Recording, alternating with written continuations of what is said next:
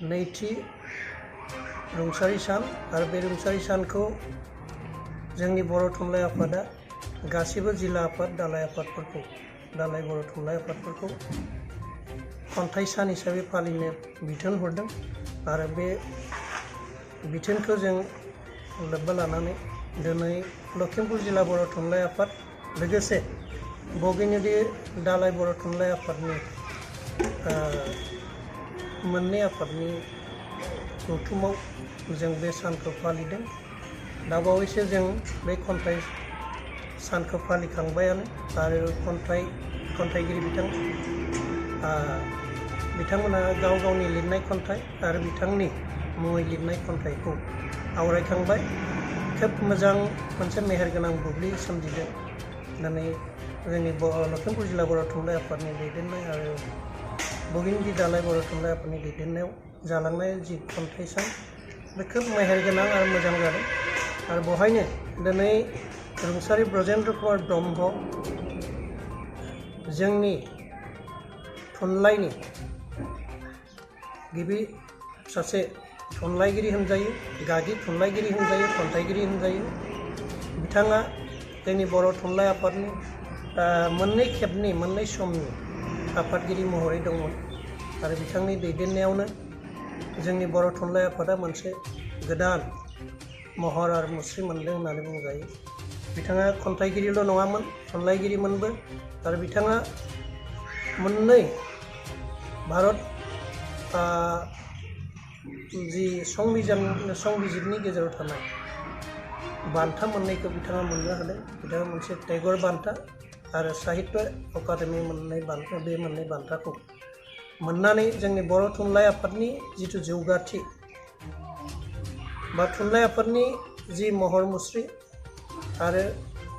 मोनसे माननि बिथाथिखौ बिथाङा मोनसे गोजौ थाखोआव लांबावदों होननानै बुंजायो। आरो दिनै बिथांनि बे रुंसारि सानखौ जों फालिनो मोननानै बा फालिनानै हय जोंहा दुखु दं, दाहा दं।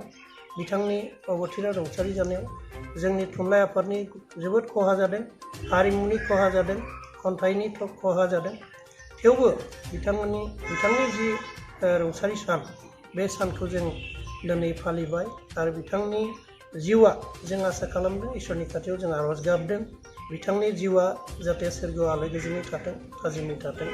आरो अरायबो बिथाङा सोरगोनिफ्रायनो जोंनि बर' थुनलाइ आफादखौ बा थुनलाइ आफादनि बा माहारिखौ जे बिथांमोना बोर सारस्रिहरथों,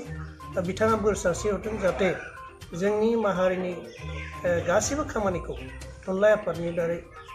थुनलाइ आफादानो जाहाथे मोजाङै मावफुंलांनो हायो, हारिखौ मोनसे जौगानाय बिथाथियाव लाबोनो हायो, बेखिनि आसाखौ जों खालामदों। आरो जोबथारनायाव अबंगासोनि खाथियाव जों फिन खेबसेबाव बिथांखौ जों इसोरखौ आरज गाबबाय जे बिथांनि जिउआ सोरगोआव आलो गोजोनै थाथों, थाजिमै थाथों।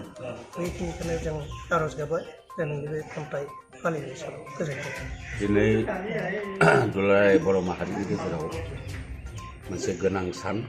जायखौ दुखुथिया सानबो बुंजायो। बोसोरथामनि सिगां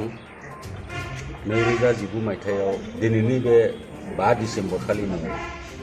जोंनि गेजेरनिफ्राय गेदेमा सान्थौगिरि, थुनलाइगिरि, खन्थाइगिरि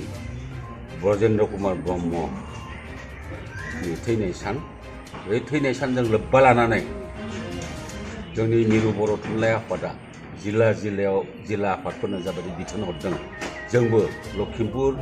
जिल्ला बर' थुनलाइ आफादा बेवहाय खन्थाइ सान बेखौ फालिदों जाहैबाय। ब्रजेन्द्र कुमार ब्रह्म सारनि जाबायदि थैनाय सान, बै थैनाय सान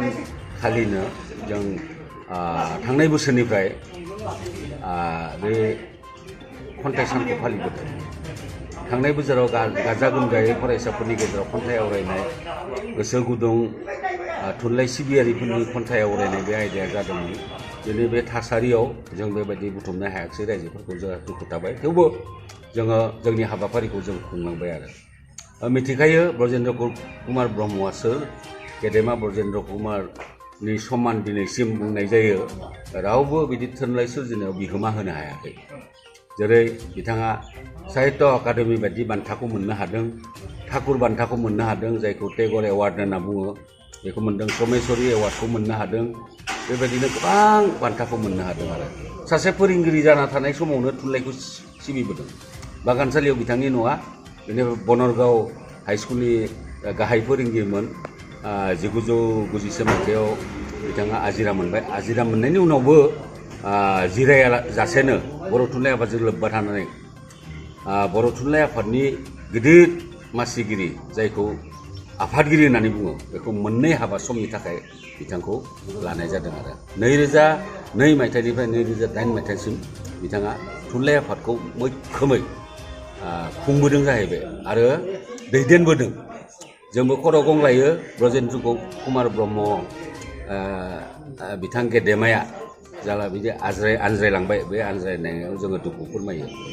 बिथाङा दिनैसिम थांनानै थानानैबो आरो जौगाबावगौमोन राव थुनलाइ हारिमुनि बेलायाव बिथांनि जाबायदि बिहोमा बे बिहोमाखौ दिदोम लाखिनो थाखायनो जोङो बर' थुनलाइ आफादा बेबायदि हाबाफारिखौ लायो आरो इयुनसिमबो लाबाय थागोन बे जोंनि सदबांसा साबायखर थाबाय एसेनोसै उननि हाबाफारिफ्रावबो जोङो मोनाबिलियाव आलारि बाथि फोजोंनाय बेखौबो लादों बेबो जागोन बिथांखौ दुखु फोरमायनो थाखाय बिथांनि सायाव